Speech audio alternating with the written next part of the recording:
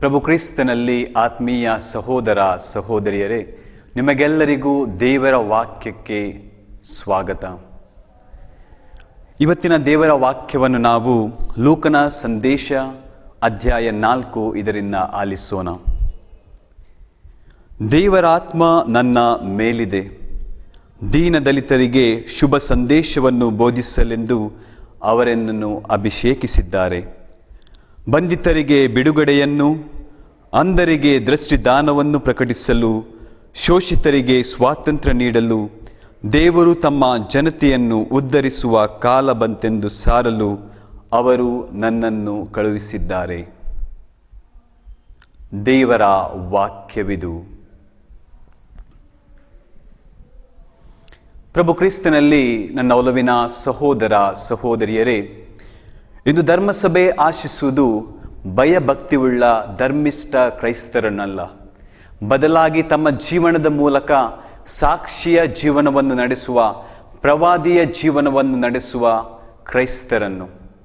ಅಂಥದ್ದೇ ಒಂದು ಒಳ್ಳೆಯ ಜೀವನವನ್ನು ನಡೆಸಿದಂಥ ಶ್ರೇಷ್ಠವಾದ ಮಹಿಳೆಯ ಒಂದು ನಿದರ್ಶನವನ್ನು ನಾನು ನಿಮಗೆ ಕೊಡುತ್ತೇನೆ. ಆತ್ಮೀಯರೇ, ಆ ಮಹಿಳೆ ಜರ್ಮನಿಯ ಆ ಒಂದು ದೂರದ ದೇಶದಲ್ಲಿ ಆ ಬಡ ಮಕ್ಕಳ ಏಳಿಗೆಗಾಗಿ ತಮ್ಮ ಎಲ್ಲ ಸೇವೆಯನ್ನು ಆ ಮಕ್ಕಳಿಗೆ ಅವರು ನೀಡಿದರು. ಎರಡನೇ ಮಹಾಯುದ್ಧದ ಸಮಯದಲ್ಲಿ ಜರ್ಮನಿಯು ವಿಶೇಷವಾಗಿ ಹಿಟ್ಲರನ ಆ ಒಂದು ಅಧೀನದಲ್ಲಿ ಇತ್ತು. ಆವಾಗ ಯಹೂದ್ಯರ ಜನರ ಆ ಪರಿಸ್ಥಿತಿ ಬಹಳ ಶೋಚನೀಯವಾಗಿತ್ತು. ಈ ಒಂದು ಸಂದರ್ಭದಲ್ಲಿ ಈ ಇರೇನಾ ಸ್ಲೆಂಡರ್ ಎಂಬ ಮಹಿಳೆ ಆ ಮಕ್ಕಳ ಉನ್ನತಿಗಾಗಿ ತಮ್ಮ ಪ್ರಾಣವನ್ನೇ ಅವರು ಮುಡಿಪಾಗಿ ಇಡುತ್ತಾರೆ. ಆತ್ಮೀಯರೇ, ಹಿಟ್ಲರ್ ಆ ಸಮಯದಲ್ಲಿ ಮಾಡಿದ್ದು ಏನು? ಆ ಯಹೂದಿ ಜನರಿಗೆ ತಡೆಗೋಡೆಗಳನ್ನು ನಿರ್ಮಿಸಿ ಅವರ ನಿರ್ನಾಮವನ್ನೇ ಮಾಡಲು ಅವರು ಮುಂದೆ ಸಾಗಿದ್ದರು. ಆ ಸಮಯದಲ್ಲಿ ಇರೇನಾ ಸ್ಲೆಂಡರ್ ರವರು ತಮ್ಮ ಕೈಲಾದ ಸೇವೆಯನ್ನು ಮಾಡಿ ತಮ್ಮ ಹೆಸರನ್ನು ಬದಲಾಯಿಸಿ, ಇರೇನದಿಂದ ಜೊಲಾಂಟ ಎಂಬ ಹೆಸರನ್ನು ಬದಲಾಯಿಸಿ ಆ ಮಕ್ಕಳಿಗೆ ವಿಶೇಷ ರೀತಿಯಲ್ಲಿ ಅವರು ತಮ್ಮ ಸೇವೆಯನ್ನು ಸಲ್ಲಿಸಿದರು. ಹೀಗೆ ಒಂದು ದಿವಸ ಅವರು ತಮ್ಮ ದಿನನಿತ್ಯದ ಆ ಸೇವೆಯನ್ನು ಸಲ್ಲಿಸುತ್ತಿರುವಾಗ ಅವರು ಮಾಡುತ್ತಿದ್ದಂಥ ಆ ಸೇವೆ ನಾಜಿ ಸೈನಿಕರ ಆ ಕಣ್ಣಿಗೆ ಬೀಳುತ್ತದೆ. ಹೀಗೆ ಬಿದ್ದಂಥ ಅವರ ಆ ಒಂದು ದೃಶ್ಯ, ಆ ಸೈನಿಕರು ಅವರನ್ನು ಹಿಡಿದು ಬೇರೆ ಬೇರೆ ರೀತಿಯ ಕಷ್ಟ ಹಿಂಸೆಗಳಿಗೆ ಅವರನ್ನು ಒಳಪಡಿಸುತ್ತಾರೆ. ಆತ್ಮೀಯರೇ, ಅಲ್ಲಿ ಆ ದಿವಸ ನಡೆದದ್ದು ಏನು? ಆ ಮಕ್ಕಳ ಉನ್ನತಿಗಾಗಿ, ಅವರನ್ನು ರಕ್ಷಿಸುವ ಸಲುವಾಗಿ ತಮ್ಮ ಜೀವನವನ್ನೇ ಮುಡಿಪಾಗಿಟ್ಟ ಆ ಮಹಿಳೆಯನ್ನು ಹಿಡಿದು ಅವರು ವಿಶೇಷವಾಗಿ ಅವರನ್ನು ಬೇರೆ ಬೇರೆ ರೀತಿಯಲ್ಲಿ ಅವರು ಹಿಂಸಿಸುತ್ತಾರೆ. ಅವರ 2 ಕಾಲುಗಳನ್ನು ಅವರು ಊನಗೊಳಿಸುತ್ತಾರೆ. ಆದರೆ ಆತ್ಮೀಯರೇ, ಒಂದು ನೆನಪಿಡಿ, ಯಾವಾಗ ದೇವರ ಸ್ಪರ್ಶ ನಮ್ಮ ಹೃದಯದಲ್ಲಿ ಇರುತ್ತೋ, ಯಾವಾಗ ನಾವು ಪ್ರವಾದಿಯ ಜೀವನವನ್ನು ನಡೆಸಿ ಪರರ ಉನ್ನತಿಗಾಗಿ ಶ್ರಮಿಸುತ್ತೇವೋ, ಯಾವ ಕಷ್ಟ ಸಂಕಷ್ಟಗಳು ನಮಗೆ ಅಡ್ಡಿಪಡಿಸುವುದಿಲ್ಲ. ಅದೇ ರೀತಿಯಲ್ಲಿ ಮರೀನಾ ಆ ಸ್ಲೆಂಡರ್, ಜೊಲಾಂಟ ಎಂಬ ಆ ಮಹಿಳೆ ತಮ್ಮ ಊನಗೊಂಡ ಕಾಲಿನಲ್ಲೂ ಸಹ ಆ ಮಕ್ಕಳ ಉನ್ನತಿಗಾಗಿ ಅವರು ಶ್ರಮಿಸುತ್ತಾರೆ. ಆತ್ಮೀಯರೇ, ಪ್ರವಾದಿಗಳು ಎಂದರೆ ಯಾರು? ಯಾರನ್ನು ನಾವು ಪ್ರವಾದಿಗಳೆಂದು ಕರೆಯಬಹುದು?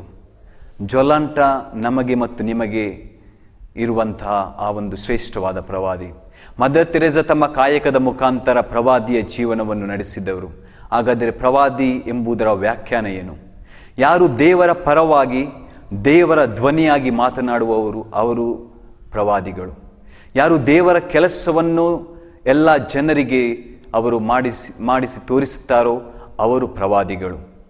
ಇಂಥ ಪ್ರವಾದಿಗಳು ಈ ನಮ್ಮ ಸಮಾಜದಲ್ಲಿ ಇದ್ದಾರೆ. ಖಂಡಿತವಾಗಿಯೂ ಇಂದು ಸಹ ನಾವು ಅನೇಕ ಪ್ರವಾದಿಗಳನ್ನು ನಾವು ನೋಡಬಹುದು. ಉದಾಹರಣೆಗೆ, ತಮ್ಮ ಜೀವನವನ್ನೇ ಮುಡಿಪಾಗಿಟ್ಟು ಯಾವುದೇ ಕಷ್ಟ ಹಿಂಸೆಗಳನ್ನು ಸಹಿಸಲು ಸಿದ್ಧರಾಗಿರುವಂಥ ಅನೇಕ ಜನರು ನಮ್ಮ ಮುಂದೆ ಇದ್ದಾರೆ. ಕೆಲವೆಡೆ ಅವರ ಧ್ವನಿಗಳನ್ನು ಸದೆಬಡಿಯಲಾಗುತ್ತಿದೆ. ಉದಾಹರಣೆಗೆ ಫಾದರ್ ಸೆಡ್ರಿಕ್ ಪ್ರಕಾಶ್ ರವರು. ಇವರು ರಾಜಕೀಯ ಅವ್ಯವಸ್ಥೆಯನ್ನು ಖಂಡಿಸಿ ತಮ್ಮ ಲೇಖನಗಳ ಮುಖಾಂತರ ಜನರಿಗೆ, ವಿಶೇಷವಾಗಿ ಎಲ್ಲ ರೀತಿಯ ಜನರಿಗೆ ಒಂದು ರೀತಿಯ ಎಚ್ಚರಿಕೆಯನ್ನು ಕೊಡುತ್ತಾ ಇದ್ದರು. ಆದರೂ ಆತ್ಮೀಯರೇ, ಪ್ರವಾದಿಗಳು ಯಾವುದಕ್ಕೂ ಹೆದರುವುದಿಲ್ಲ.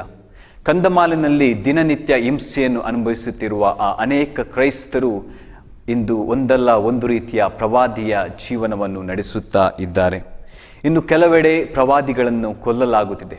ಉದಾಹರಣೆಗೆ ಎಲ್ ಸಲ್ವದೋರ್ ಎಂಬಲ್ಲಿ ತಮ್ಮ ಪ್ರಾಣವನ್ನೇ ಮುಡಿಪಾಗಿಟ್ಟ ಫಾದರ್ ಆಸ್ಕರ್ ರೊಮೆರೋ ಇಂದು ಸಹ ಆ ಜನರಿಗೆ ಒಂದು ಧ್ವನಿಯಾಗಿ ತಮ್ಮ ಪ್ರವಾದಿಯ ಜೀವನವನ್ನು ನಡೆಸಿ ತಮ್ಮ ಪ್ರಾಣವನ್ನೇ ನೀಡಿದ್ದಾರೆ.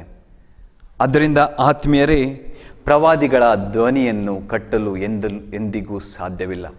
ಇವತ್ತಿನ ಶುಭ ಸಂದೇಶದಲ್ಲಿ ನಾವು ದೇವರ ವಾಕ್ಯವನ್ನು ಕೇಳಿದೆವು. ಪ್ರಭು ಯೇಸು ಕ್ರಿಸ್ತರು ತಮ್ಮ ಸ್ವಗ್ರಾಮವಾದ ನಜರೇತಿಗೆ ಬರುವಾಗ ಆ ಜನರಲ್ಲಿ ಇದ್ದಂಥ ಆ ಉತ್ಸಾಹ ನೋಡಿ ನಿಜಕ್ಕೂ ಅವರು ಸಂತೋಷ ಪಡುತ್ತಾರೆ. ಅಲ್ಲಿ ಬಂದಿರುವರು ಆದರೂ ಸಹ ಯಾರು? ವಿಶೇಷವಾಗಿ ಅಲ್ಲಿ ಬಂದು ಯೇಸುವಿನ ವಾಕ್ಯಗಳನ್ನು ಕೇಳುತ್ತಿದ್ದವರು ಬಡವರು, ನಿರ್ಗತಿಗರು, ಸಮಾಜದಿಂದ ದೂರಲ್ಪಟ್ಟವರು, ವಿಧವೆಯರು, ಆ ಮಕ್ಕಳು. ಅಂಥವರ ಧ್ವನಿಯಾಗಿ ಪ್ರಭು ಯೇಸು ಇಂದು ತಮ್ಮ ಪ್ರಣಾಳಿಕೆಯನ್ನು ಅವರ ಮುಂದೆ ಅವರು ತೋರ್ಪಡಿಸುತ್ತಾರೆ. ಆ ಪ್ರಣಾಳಿಕೆಯಲ್ಲಿ ಇರುವುದು ಏನು? ದೀನದಲಿತರಿಗೆ, ಶೋಷಿತರಿಗೆ ಧ್ವನಿಯಾಗಿ ಯೇಸು ತಮ್ಮ ಜೀವನವನ್ನೇ ನಡೆಸಿದರು. ಆದ್ದರಿಂದ ಆತ್ಮೀಯರೇ, ಪ್ರಭು ಯೇಸು ಇವತ್ತು ನಮ್ಮೆಲ್ಲರನ್ನು ಒಂದು ಪ್ರವಾದಿಯ ಜೀವನವನ್ನು ನಡೆಸಲು ಆಹ್ವಾನಿಸುತ್ತಾರೆ. ಪ್ರವಾದಿಯ ಜೀವನವನ್ನು ನಡೆಸುವುದು ಹೇಗೆ? ಪ್ರತಿಯೊಬ್ಬರು ನಾವು ಕ್ರೈಸ್ತರು ದೇವರಿಂದ ಕರೆಯಲ್ಪಟ್ಟವರು ಆಗಿರುವುದರಿಂದ ನಮಗೆಲ್ಲರಿಗೂ ಒಂದಲ್ಲ ಒಂದು ರೀತಿಯ ಕರೆ ಇದ್ದೇ ಇದೆ. ಆದ್ದರಿಂದ ನಾವು ನಮ್ಮ ಜೀವನದಲ್ಲಿ ಸಾಕ್ಷಿಯ ಕ್ರೈಸ್ತಿಯ ಜೀವನವನ್ನು ನಾವು ನಡೆಸಲು ಪ್ರಯತ್ನಿಸಬೇಕು. ಯಾವಾಗ ನಾವು ನಮ್ಮ ಸಹೋದರ ಸಹೋದರಿಯರೊಂದಿಗೆ ಒಂದು ಒಳ್ಳೆಯ ಕ್ರೈಸ್ತಿಯ ಸಾಕ್ಷಿಯ ಜೀವನವನ್ನು ನಡೆಸಿದಾಗ ಮಾತ್ರ ನಾವೊಂದು ಪ್ರವಾದಿತನವನ್ನು ತೋರಿಸಬಹುದು. ಎಲ್ಲಿ ಅನ್ಯಾಯ, ಶೋಷಣೆ, ಅಸತ್ಯ, ಅಲ್ಲಿ ನಾವು ಕ್ರೈಸ್ತರ ಧ್ವನಿಯಾಗಿ ಬಾಳಬೇಕಾದಂಥದ್ದು. ಆತ್ಮೀಯರೇ, ಇಂದು ನಮಗೆ ಬೇಕಾಗುವರು ಧರ್ಮಿಷ್ಠರಲ್ಲ, ಕ್ರೈಸ್ತ ಧರ್ಮವನ್ನು ಚಾಚು ತಪ್ಪದೆ ಪಾಲಿಸುವಂಥ ಕ್ರೈಸ್ತರಲ್ಲ, ಬದಲಾಗಿ ಕ್ರಿಸ್ತನ ಸಂದೇಶವನ್ನು ತಮ್ಮ ಜೀವನದ ಮುಖಾಂತರ ಪ್ರತಿಯೊಬ್ಬರಿಗೆ ಸಾರುವಂತಹ ಪ್ರವಾದಿಯ ಕ್ರೈಸ್ತರು. ಆದ್ದರಿಂದ ಆತ್ಮೀಯರೇ, ಪ್ರಭು ಯೇಸು ಕ್ರಿಸ್ತರು ನಮ್ಮೆಲ್ಲರನ್ನೊಂದು ಪ್ರವಾದಿಯ ಜೀವನಕ್ಕೆ ಕರೆಯುತ್ತಿರುವಾಗ ನಾವು ನೀಡುವಂಥದ್ದು ಆದರೂ ಏನು? ನಾವು ಪ್ರಭುವಿಗೆ ಕೊಡುವಂಥದ್ದು ನಮ್ಮ ಸಾಕ್ಷಿಯ ಜೀವನ. ನಾವೆಲ್ಲರೂ ಒಂದು ಸಾಕ್ಷಿಯ ಕ್ರೈಸ್ತಿಯ ಜೀವನವನ್ನು ನಡೆಸಲು ಪ್ರಯತ್ನಿಸೋಣ. ಮಾತ್ರವಲ್ಲದೆ ಒಂದು ಪ್ರವಾದಿಗಳಾಗಿ ಉತ್ತಮ ಕ್ರೈಸ್ತರಾಗಿ ಬಾಳಲು ಪ್ರಯತ್ನಿಸೋಣ. ಆಮೆನ್.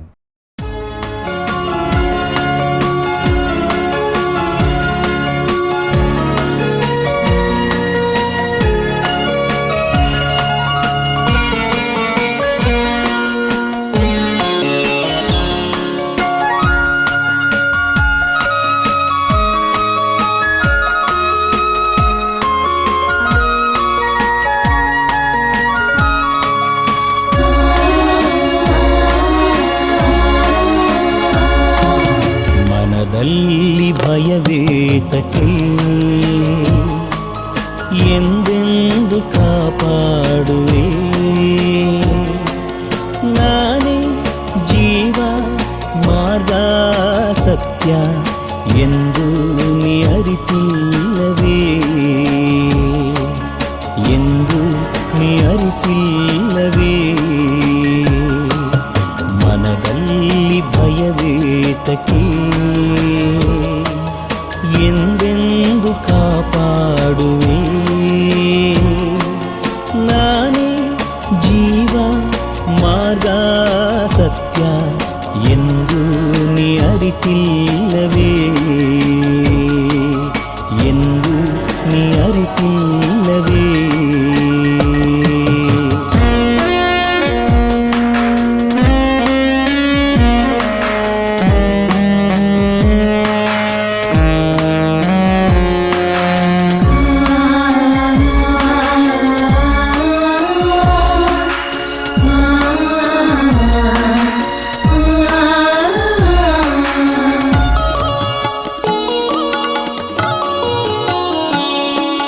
ಸಮ್ಮುಖದಿ ಇಂದು ಚಿಂತೆಯಲಿ ಬೆಂದು ನಿಂತಿರುವೆ ನೀ ಮೌನದಿ.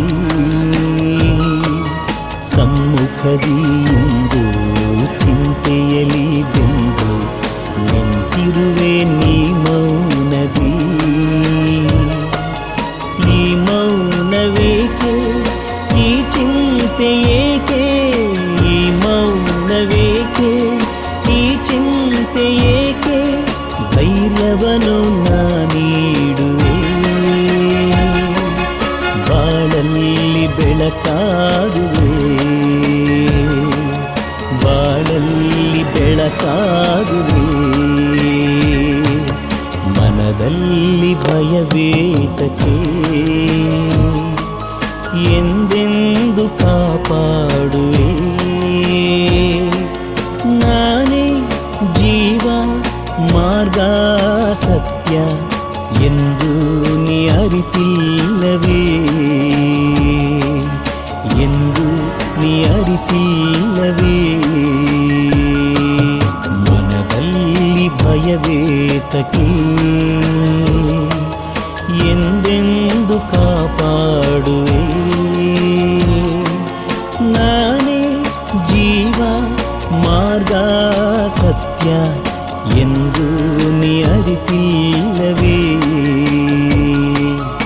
ಎಂದು ನೀ ಅರಿತಿಲ್ಲವೇ.